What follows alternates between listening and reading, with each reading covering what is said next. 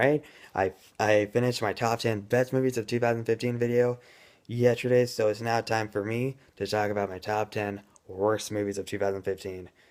And just to be clear, if you loved any of these movies, fantastic. I'm glad you had a great time with these movies, but in my opinion, I couldn't stand any of these movies, so I don't recommend them enough. So coming in at number 10 is Paul Blart Mock Up 2.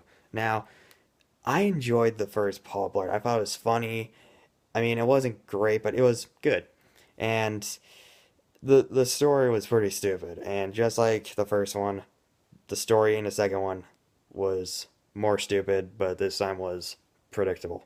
And it wasn't awful, like I didn't hate it, but there were some funny moments, but some of them fell flat and Kevin James got kind of awkward after a while.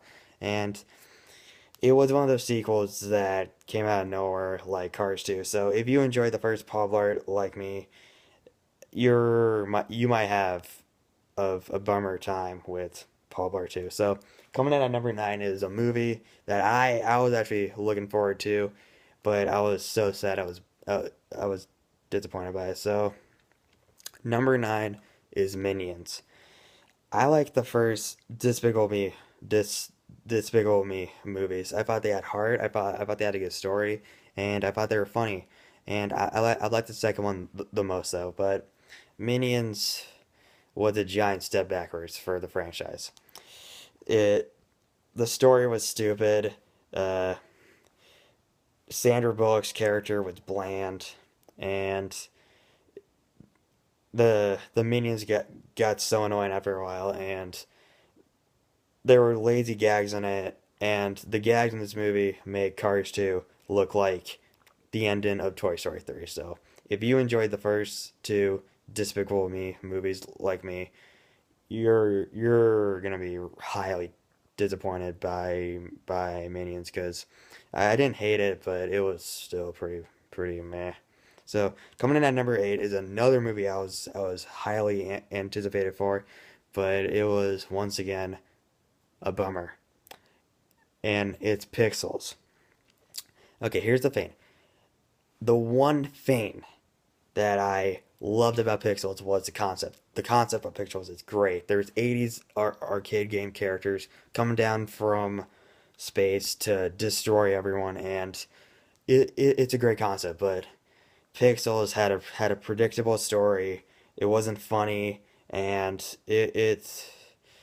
and Kevin James as the president. How do you make that work? So yeah. So although I love the concept of Pixels, it's not it's not a good movie to be honest. Okay, so coming in at number 7, and it's funny because I just finished watching this movie a few minutes ago. Uh, is Terminator Genesis. Terminator Genesis. Okay, I loved the first two Terminator movies. The second one is my favorite out of all of them. But Terminator Genesis had a confusing as heck story. The acting wasn't very good. Arnold is still beast as Terminator though. Don't get me wrong, but the special effects were pretty mediocre at times. And the worst thing of all though, moment of silence. If you're a diehard Doctor Who fan like me, the actor who played the 11th Doctor, Matt Smith, is in this. But I was so sad. I was pissed off because he's in it for 5 minutes. And not only that, he's wasted. Matt Smith is wasted. Matt Smith gets wasted. Yeah, I officially lost humanity in a Terminator franchise. It officially lost humanity. No pun intended. So okay, so coming in at number 6 is another reboot or sequel. Can't tell what it is. It's a comedy this time. It's Vacation. And don't get me wrong, I like the National Lampoon Vacation movie. I've seen the original and a Christmas one, but I haven't seen the European and Vegas one. So yeah, I love the original and a Christmas one, but the reboot or sequel that came out back in July, it's it basically felt like We're the Millers Part 2. It wasn't funny, the story was stupid, and Ed Helms wasn't very good as Clark's son. And so yeah, if you're a fan of the vacation movies, this one is going to frustrate you. Okay, so coming in at number five is another comedy. It's Mordecai. Okay, here's the thing.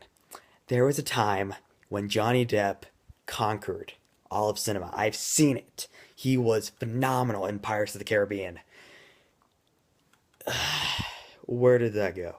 And right after Charlie and the Chocolate Factory, yes, I like that movie. Don't kill me. He started to. This movie ruined him.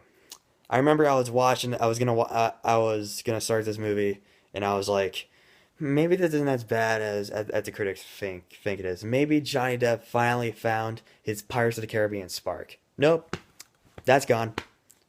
It's gone. Johnny Depp officially sucks now. Yeah, yep, yeah. Mordecai sucks. To quote Kristen Harler from Smozno, it stinks.